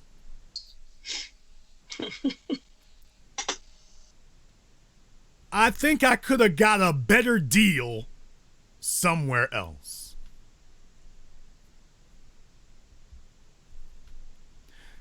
No, Kanye does not have to live with it. That's the problem. Kanye does not have to live with it. When a woman goes on national TV talking about, I was on drugs when I was sleeping with them fellas, that's desperation. Yeah. Because the man you're with does not have to. This is a problem that we have. Can we just be honest for a moment here? I had to do this broadcast tonight. Fellas, I want you to understand this. Women make it their goal to deceive you into thinking that she is the only option you got. That's our job, Jason. That's our job. Women make it their job to deceive you into thinking that she has the best sex on the planet, and you should be, even if she don't do half the stuff you want her to do, you should be grateful for the half she giving you. There's a bunch of dudes wish they could be in bed with me and aren't. Fellas, women are going to try to deceive you into thinking that you should be lucky to be with her, that you've got no other options and nowhere else you can go. And that if you do go somewhere else, it will definitely be a step down. Correct. It will be. Now, she can't explain to you how it will be or how it's going to happen. She can't explain what's going to happen to the other 4 billion women on the planet. Are they all going to get spirited away like that show The Leftovers? We're just going to wake up one morning and poof, they gone? No. Her job is to try to convince you that you were at the top of your game when you were with her. And every woman, when she sits around with her girlfriends, tells that lie. They all circulate the same damn lie with each other. If this fella was a CNA when he met her, she'll be talking about he was at the top of his game. This nigga is now the head doctor at NYU University or whatever. But she talking about he was at the top of his game. He was at the top of his game when he was with her. He was a CNA back then. He's a damn cardiologist now. He's the head of neurosurgery. But she will tell her friends that he was at the top of his game when he met her, and that he fell off after that. And yeah, some of them will be a little more honest with themselves, like Darlene Ortiz. She's been honest with herself at least. Ice-T didn't fall off after that. He just was with somebody else. Mm-hmm. But fellas, understand something. That's the lie that always gets circulated to us. They want you to sit here and say to yourself that you can't do any better. You don't have any other options. You can't go anywhere else. You can't do anything else. I see so much stupidity in the chat room tonight. This is just all you crack babies and ADHD children know Kim does not make more money than Kanye. Like I say, it's just crack baby talk.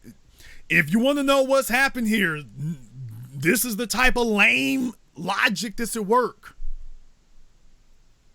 This is the type of lame logic at work. So much of it. A lot of you are just silly and confused. Highly silly and highly confused. And when I'm sitting here explaining it to you, nuh-uh, that ain't right. Nuh-uh, that ain't true. That ain't right. Nuh-uh, that ain't right. Hood rat and hoe talk. You're responding like the hood rats who raised you. That ain't right. You ain't right. That ain't true. They don't sound like that, Jason. That ain't so. How do you figure that's not true? My mama wasn't like that. How long was your mom married to your dad? She wasn't. Okay. You ain't got no truth. A man ain't got option like that. No, nigga, you ain't got options like that. This is why I keep saying producers. A fella who doesn't have nothing, now he's gonna have to stay with Kim. Let me bring that back around to you right there. A fella who don't have nothing, he's got to stay with Kim. Do you know why this nigga on your screen right now, Ray J, do you know why he's still talking about Kim 10 damn years later? Because when she said that he was at his peak when he was with her, it was true. Now, if the female says it about Ray J, it's true. Yeah. He was at his best with her. He was at the top of his game when he was with her. Yeah, that's true. So when she says that he never did better than her, that was the best he ever had, yeah, that was the truth. Now that was true. If you don't believe me, can any of you name who Ray J was with after her off the top of your head right now?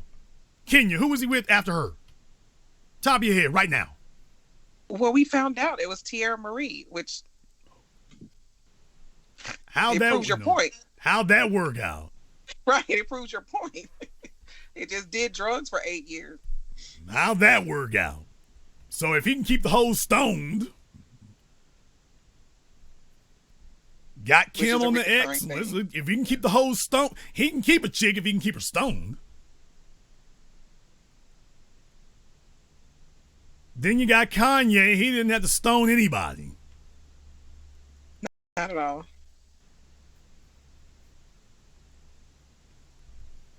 What has he produced since then?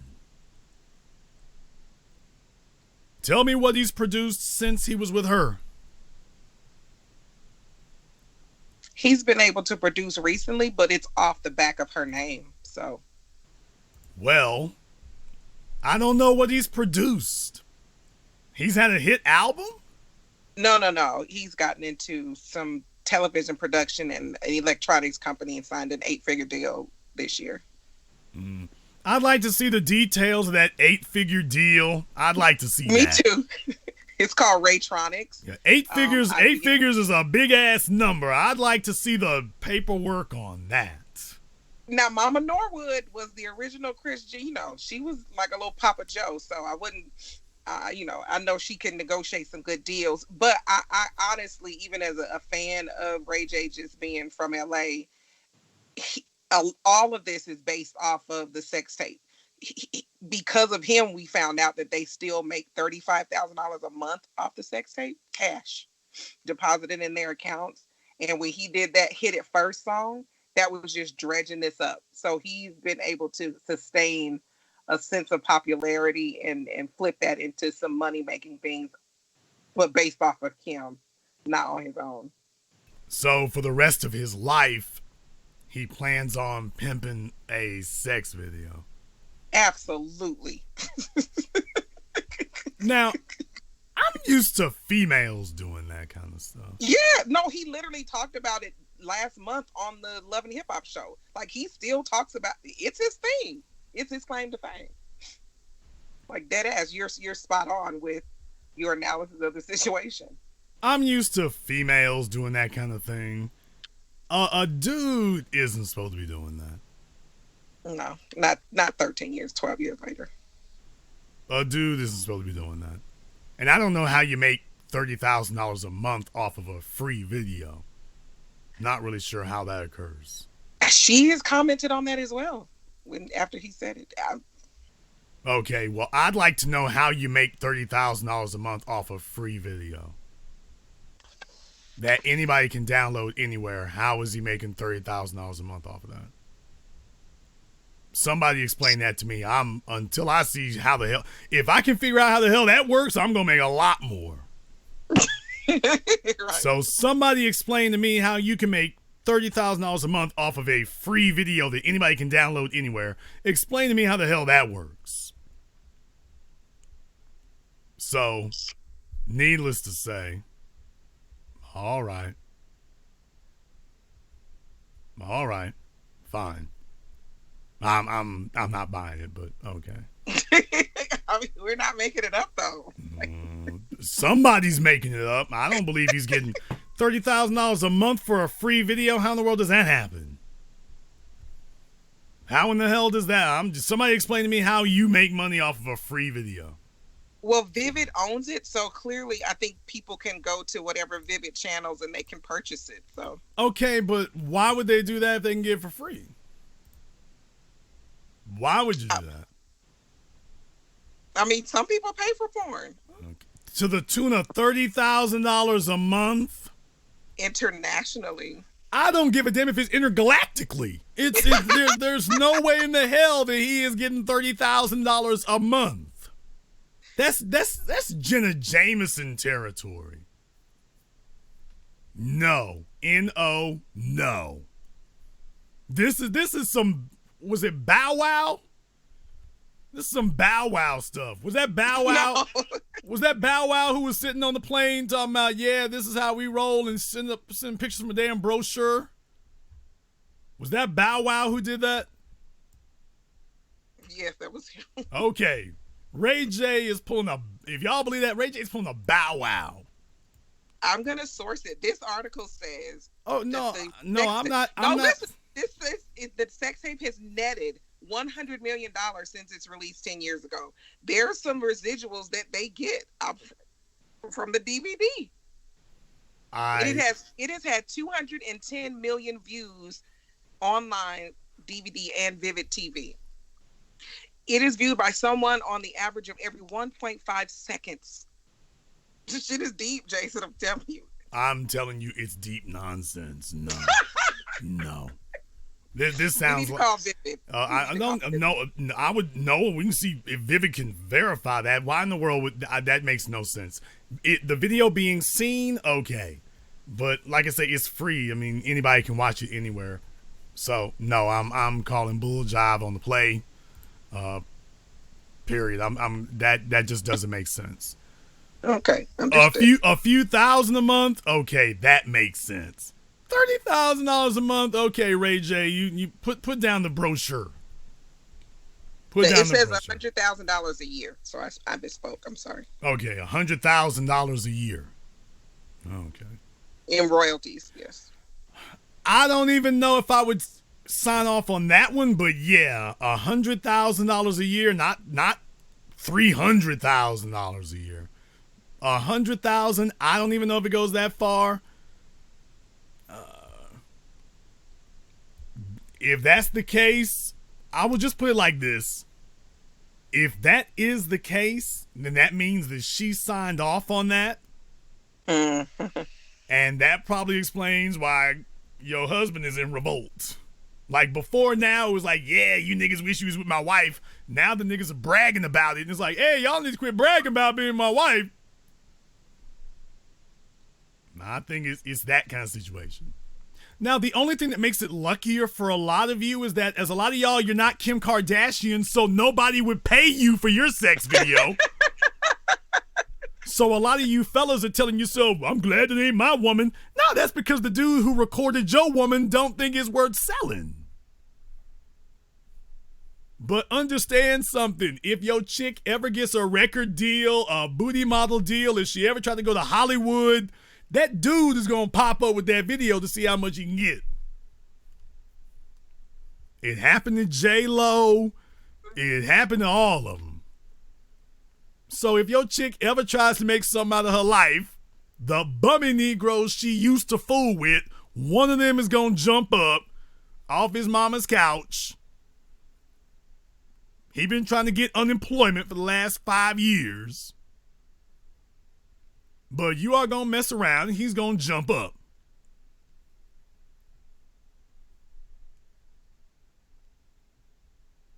It's all fun and games when your woman ain't got nothing to lose.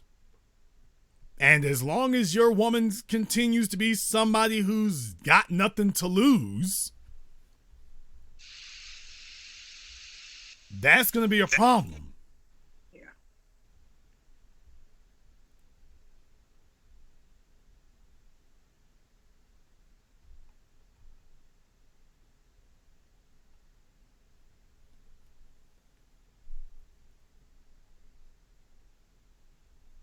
The reason I bring this up is because I want you to understand here that I see a lot of fellas who don't understand that that's them.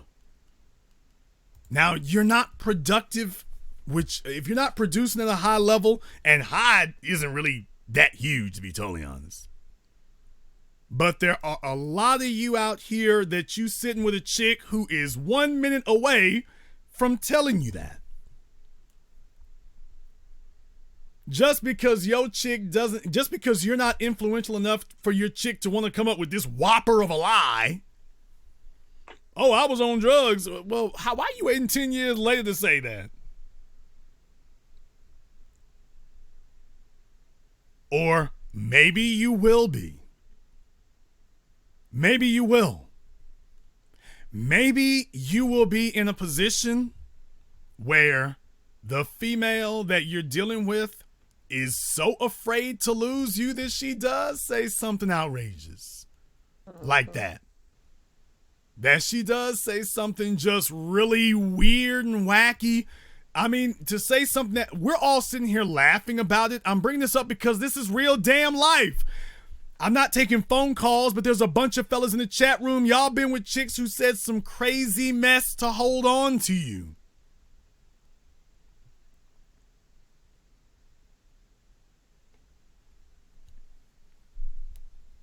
And a lot of you are not seeing it in that way because you don't see your value, or you don't believe in it, or you've been conditioned to think you don't have any.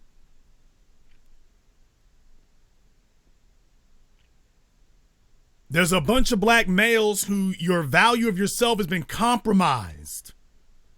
And you don't see yourself as a microcosm of Kanye. You don't make $20 million. But you have allowed a female to elevate her self-worth over yours. And you actually believe in it.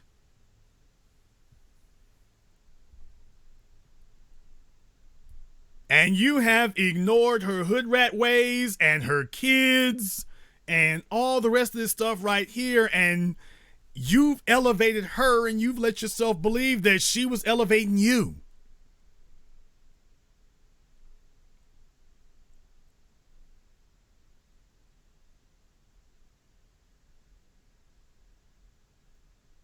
Now, I'm not saying, now, by the way, there's a plenty of guys sitting on Instagram talking, man, you need to quit talking about my girlfriend. There's plenty of them there. I want you to know where it comes from. I want you to know where this comes from. Because a lot of you are going through this. She's just not on Entertainment Tonight talking about I was doing drugs.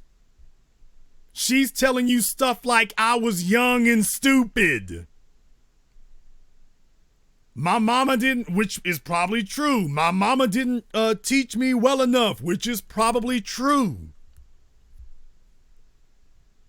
But ladies, I want you to understand this. To the low-level dudes you were dealing with, those words will be enough for him. But to a man who can produce, those words will eventually not be enough.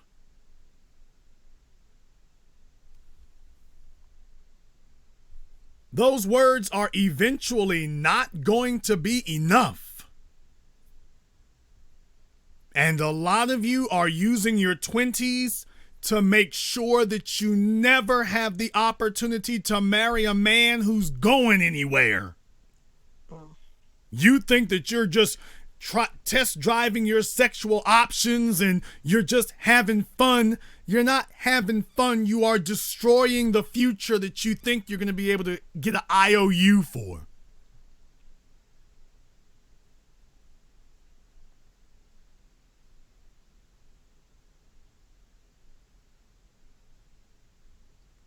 You're not going to be able to get an IOU. Ladies, you're only going to be able to get an IOU from a guy who can't do any better. And you better hope that he never changes his mind and decides, you know what, let me try to do a little bit better at least. See how that works out. I might not make it, but let me try.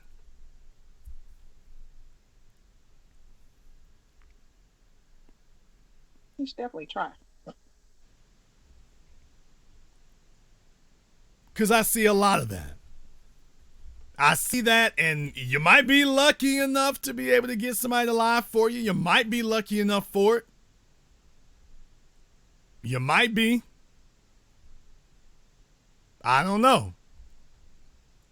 I'm telling you that there's levels to all of this, and I wanted to go over it because I wanted you all to understand what you're seeing, because there's microcosms of this, microcosms and macrocosms in your own lives.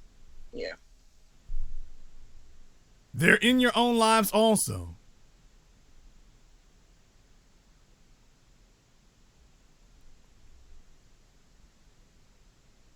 Every decision we make and every person we choose to lie down with does have a long-term effect one way or the other. That's very true.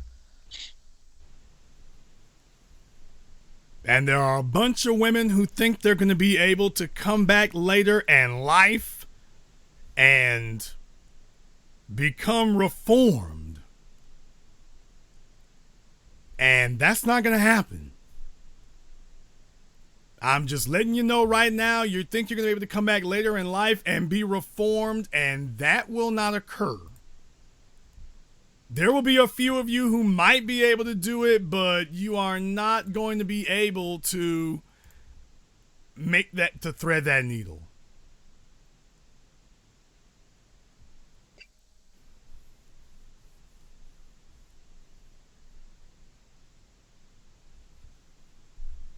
I do tonight's program as a cautionary tale. It's a cautionary tale about a chick who, back in the day, she had dudes bowing down to her. Back in the day, she had athletes kissing her ass. Back in the day, she was telling everybody about how great it was to be popular and to be with popular people. And tonight, she is making a stone cold ass fool of herself to get the attention of this guy, to get the approval of this guy, and to maintain her connection to this guy. That's the point I'm trying to make. She just sat up here and made herself look silly in front of national TV for this guy. And most females today are unable or incapable of making that decision before it gets to this point. Because none of us can wave a magic wand to make that video go away. And if she's made a deal with Vivid, it ain't going away. Never. We can't make your messed up vagina resume go away. And you are not going to be able to pressure a man into disregarding it.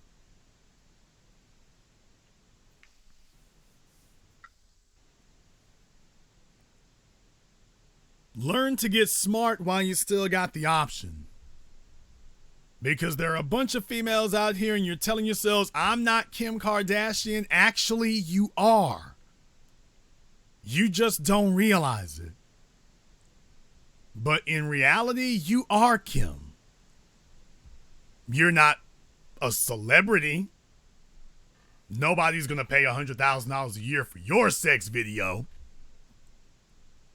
But you are running off the only man who could change your life for the better.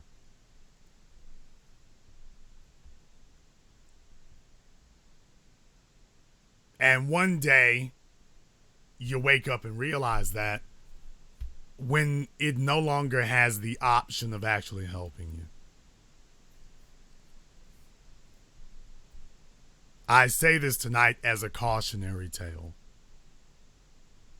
that hopefully some of you who have not made that mistake actually do like Kanye and stop for a few months and look at yourself and become introspective and say, man, do I really want this? Do I really want to do this? Maybe I want the option at the age of 30 of actually getting that. Maybe being this wild chick with this messed up sexual history, maybe that's not the best I can do. Maybe I can do better.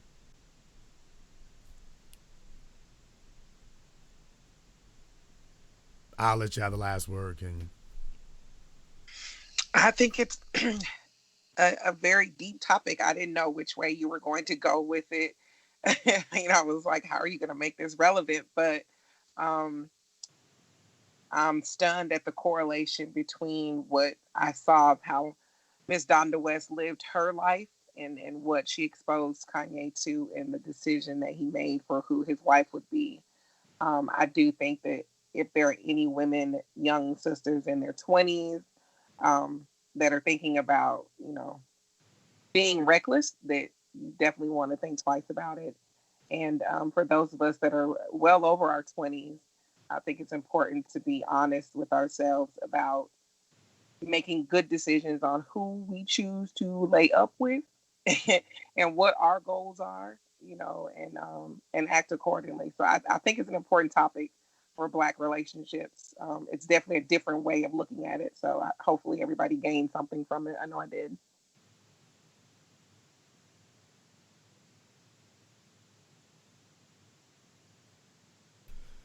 In the Bible, we've all heard the story. We all know about the book of Revelation that teaches that at some point there will be a judgment day when all men and women are called before the throne of God to give an accounting of their lives. I want to introduce something new to you tonight. There is a judgment day. Some of you are going to try to thwart it. In the words of the old Salt and Pepper song, gonna skip town on Judgment Day. Some of you are going to try to skip town. A few of you will actually succeed. Some of you will, but most of you won't. The overwhelming majority of you will not get out of it. I submit to you tonight that Judgment Day isn't a final day in the history of man. It isn't some culminating event in human history that takes place in the clouds. I submit to you tonight that Judgment Day happens right here. It happens right here on this earth. It happens when the person who could change your life, when you sit in front of them and they make a decision about whether or not you will be allowed to keep it.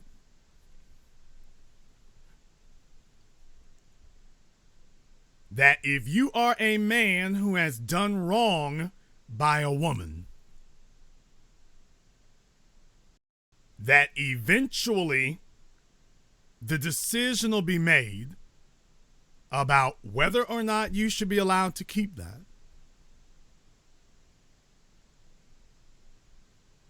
And if you are a woman who has abused your options with a man, eventually at some point, he's going to wisen up. Circumstances will change, whatever the case may be. And a judgment is going to be made about you.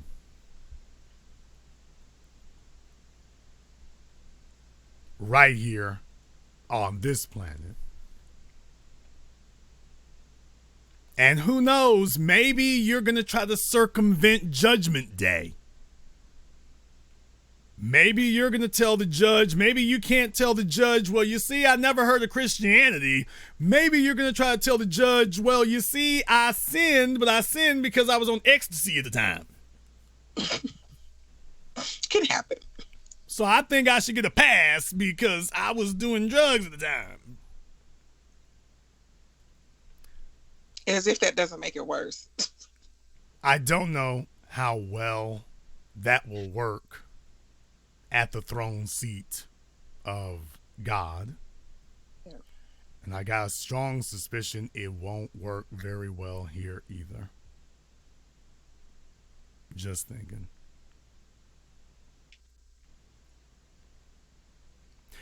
And this concludes tonight's broadcast of the Black Channel. I am your host, your brother, your humble servant, Mr. Jason Black. And until next time, my brothers and my sisters from around the world, we just gave you the business.